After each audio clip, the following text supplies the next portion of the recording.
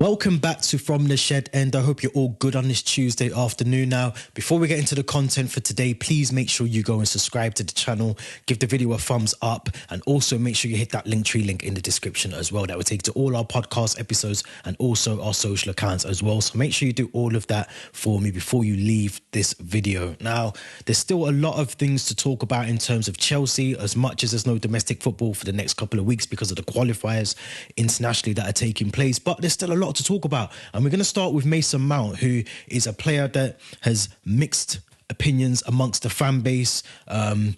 He hasn't really performed, hasn't really started many games under Graham Potter over late. So let's talk about Mason Mount first of all. Why not?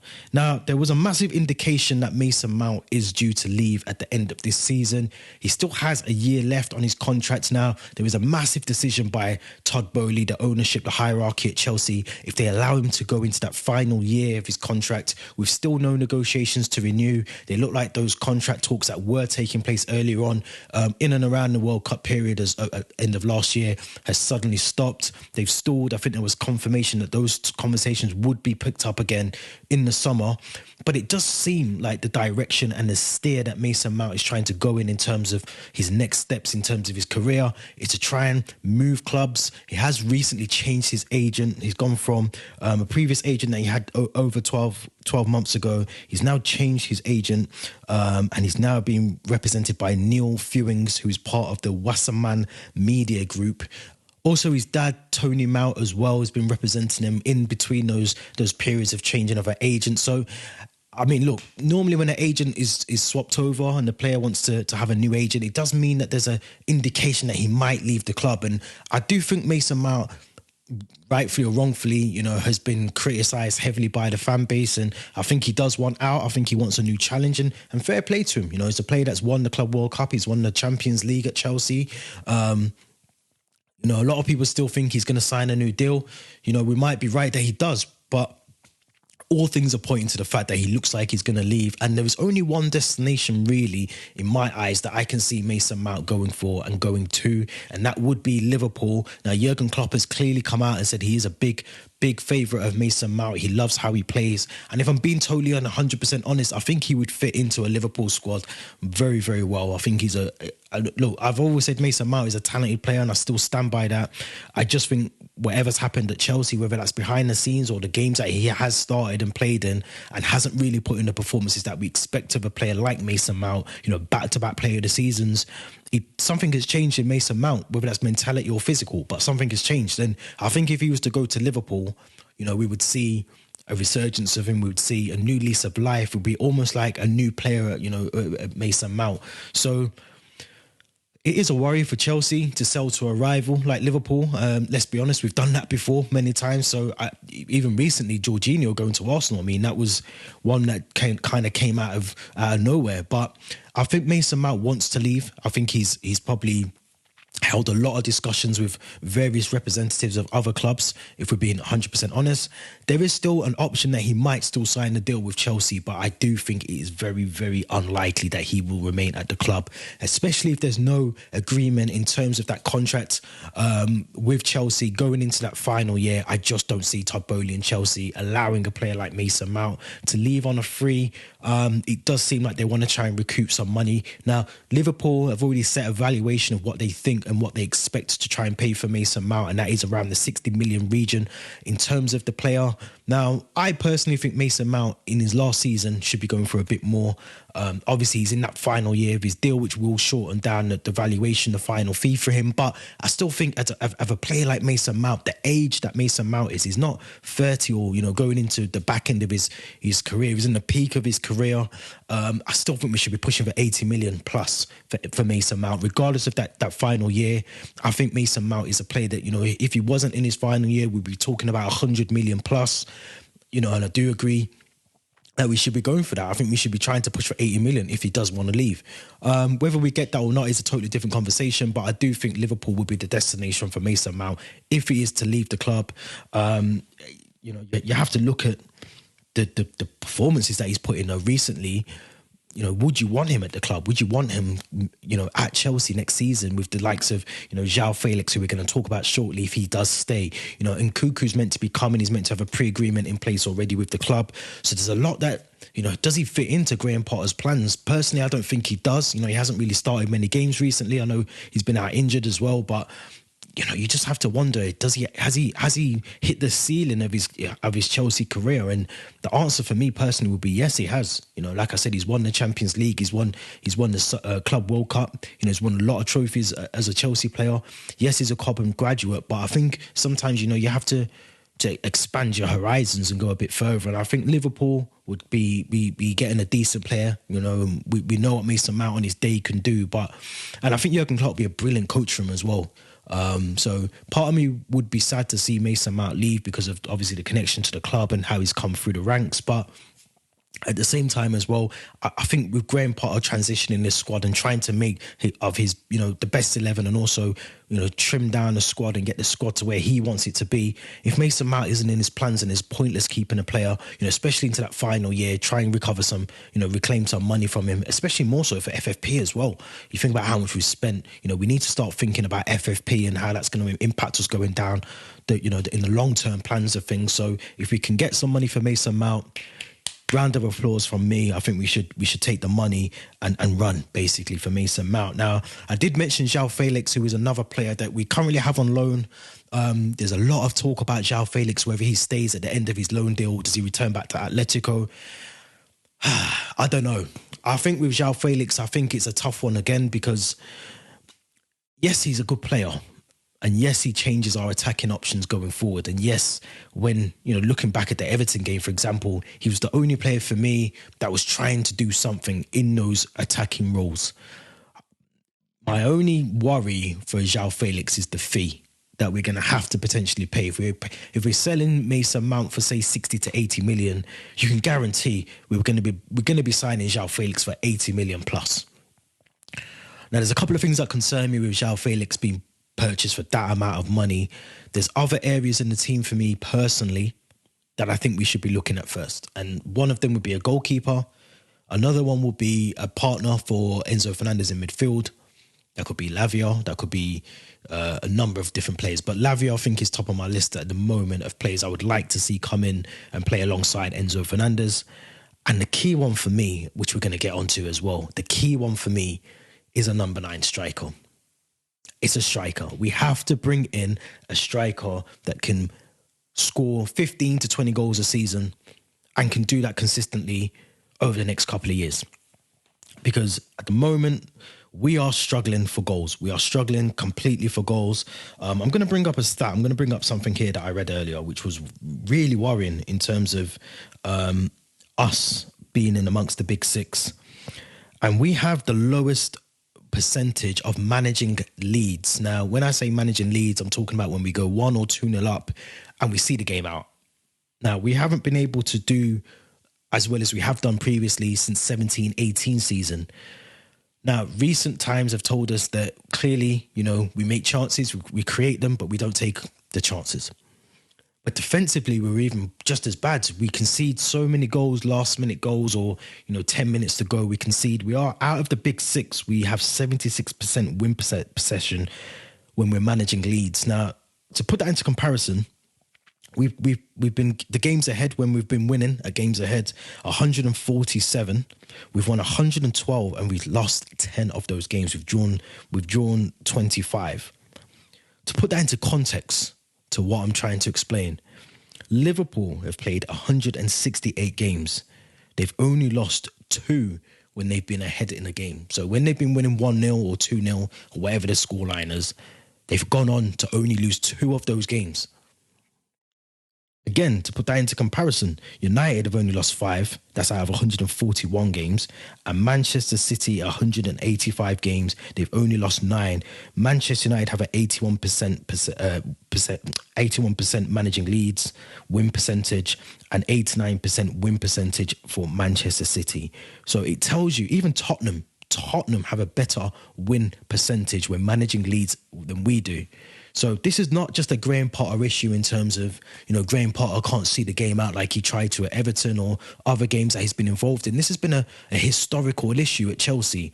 And it is worrying when you look back at those stats and you can read them and see that, we're just not good at seeing games out.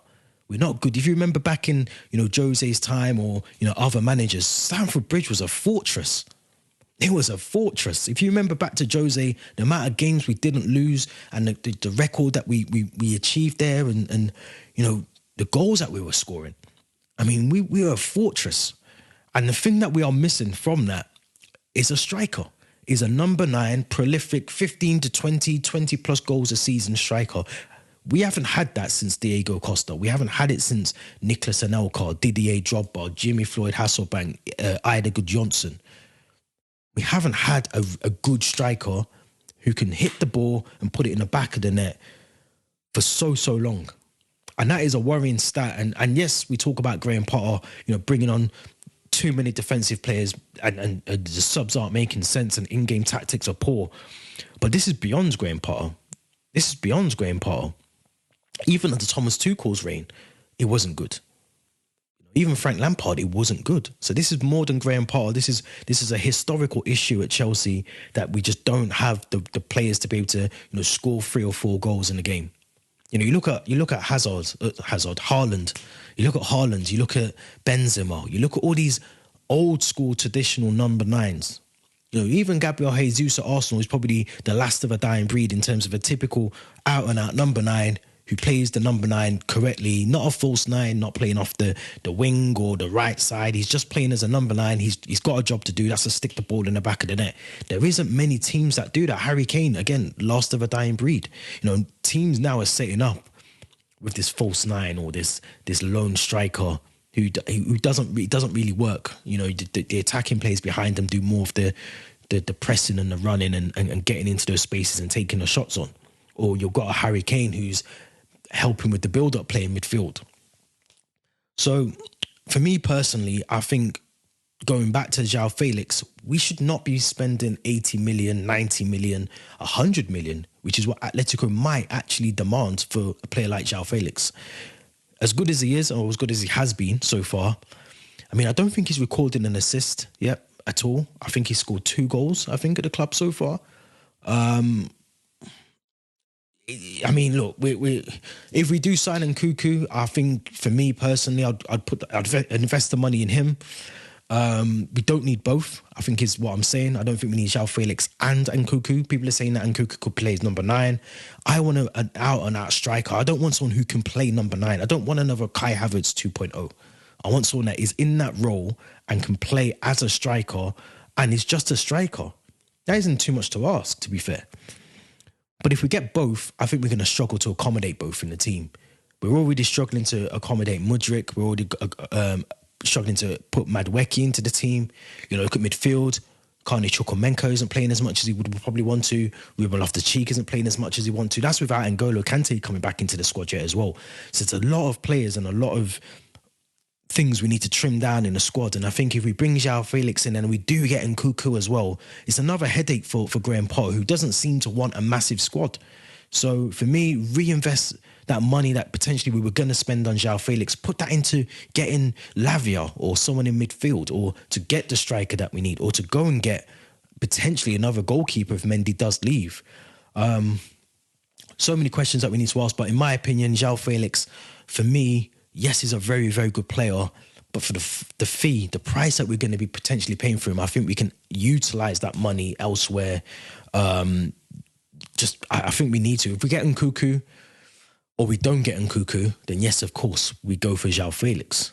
But if we're signing Nkunku, who can probably play just as a similar role as João Felix, it doesn't make sense to have the both of them there, in my opinion. So I don't know. Let me know what you think in the comments about that. But I do want to talk about trimming down the squad, because I do think that this is a massive, massive thing that we need to think about. Now, I have got a short list of players that I think personally will be leaving in the summer fell out of favour with Graham Potter. And something that Graham Potter sort of addressed recently in one of his interviews was that he doesn't like big squads. He feels that he can't train the players because of the number of players that he has. Some people have to sit out of the training sessions while he coaches the team that is going to be doing the match day preparations.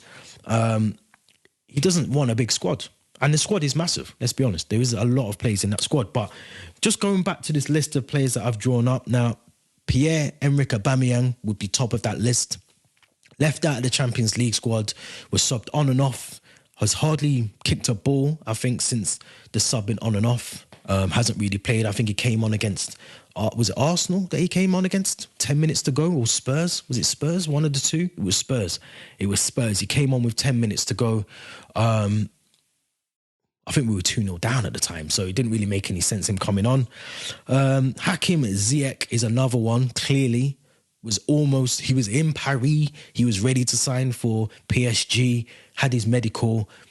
The whole De Gea fax machine issue happened again. The email did not go off in time for the deadline for the transfer to happen. So, of course, Hakim Ziyech is one of those players that clearly will leave in the summer. He doesn't want to be at the club. He's made that very, very clear over his time being at Chelsea. Graham Potter still sometimes has been playing him after the window shut. But Hakim Ziyech, for me, will be another player that will leave. So there's two players already that will be trimming down the squad in the summer. The third one would be Conor Gallagher, who... Very unfortunate for Conor Gallagher, who's someone that clearly is being given the Mikel role to do at the club, coming on, seeing the game out, making those tackles, stopping the play, all of that stuff that Mikel used to do. Conor Gallagher is expected to do that. My only downfall with Conor Gallagher is he doesn't do it consistently enough. He hasn't submitted himself in the squad. And I just don't think he's going to be... I think there's other clubs that he can do well at. I think you look at Newcastle, Palace... Everton, if they stay up, there's so many clubs he could go on to and again, reinvent himself.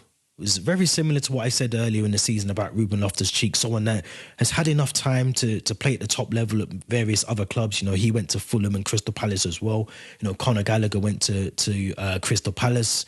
So there's teams that they can play for, and he actually done really well. So did Ruben Loftus-Cheek, on their loans to Fulham and Palace. And Crystal Palace for Conor Gallagher. So they can go and play at that level. And maybe that is their level. Just playing at that level. Now, the only problem with Conor Gallagher, and Ruben Loftus-Cheek, they're both English.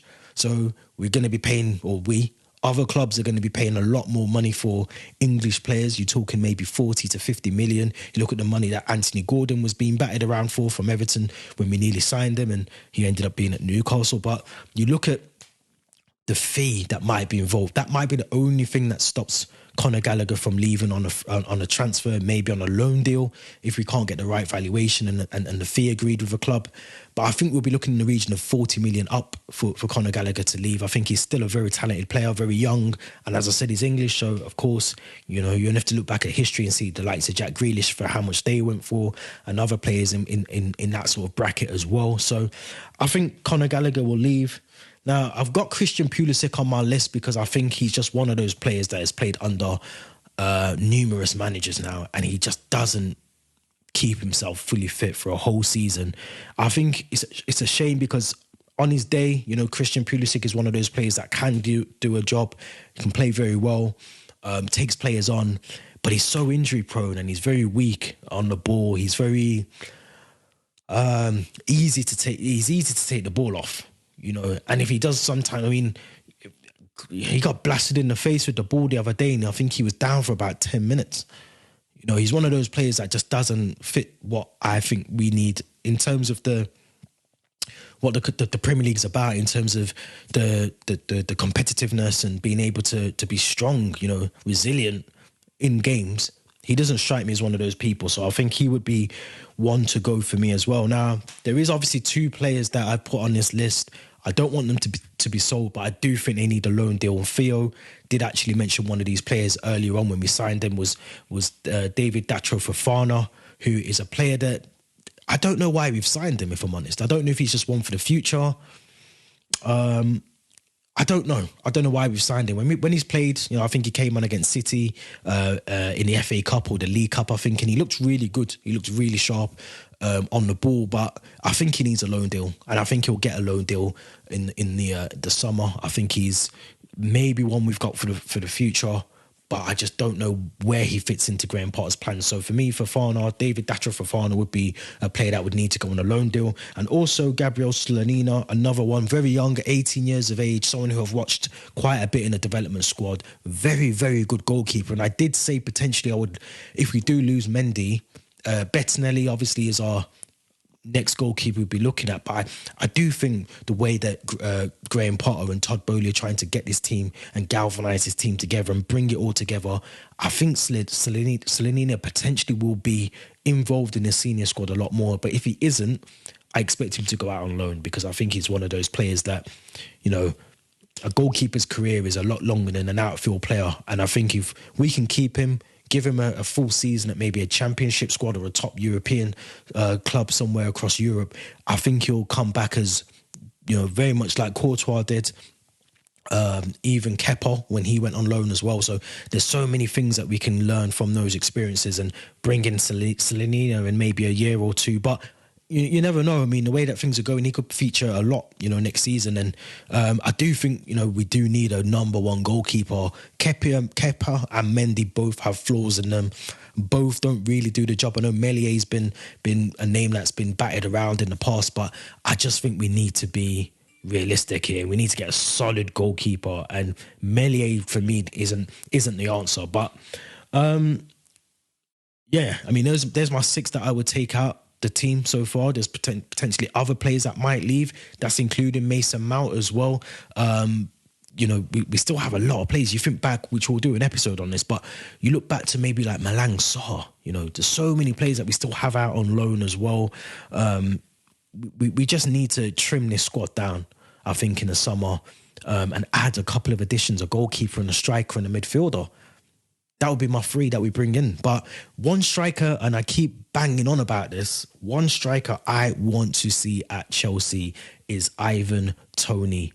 I don't care about his gambling issues, what he does in his own time, as long as he's not hampering us if he signs for us. But I don't care what he does in his private life, as long as it doesn't overspill into his career, which it currently is at the moment. So I get that. But when it's all over with and he's served his ban and he's ready to play football again, I think Ivan Toney is the one. I think he scored, in terms of his record this season, he scored 17 in 26. I think 16 of those are in the Premier League as well. He is a proven goal scorer. And I just mentioned we need one, someone who can score 15 to 20 goals in a season. Ivan Toney is the guy. And I think if we could get him for maybe 40 to 50 million, which I think we would. I know he recently signed a contract a couple of years ago, I think, or a year ago with Brentford. I'm assuming that will have a release clause in it.